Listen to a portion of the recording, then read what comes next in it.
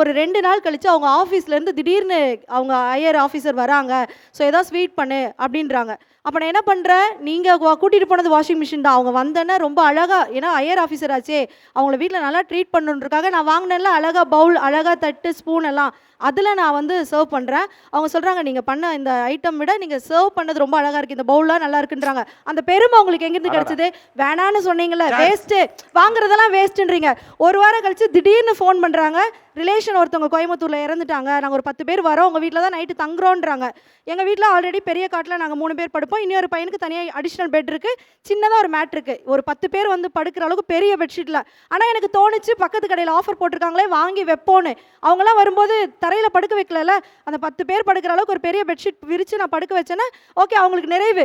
Cup வாங்கி கொடுக்கும்போது அவங்க வந்து ஹையர் ஆஃபீஸர் பார்த்துட்டு, அம்மா நீ சர்வ் பண்ண அந்த குலோப்ஜாமை விட கப்பு நல்லா இருக்குமான்னு சொன்னோன்னே, இப்போ எங்கள்கிட்ட என்னதுமா சொல்லுவார், குலோப்ஜாம் நல்லா இல்லை நான் சொல்லுவார், எங்களை கூப்பிட்டு உங்கள் ஒய்ஃப் நல்லா குலோப்ஜாம் கொடுத்தாங்கன்னு தான் சொல்லுவார்.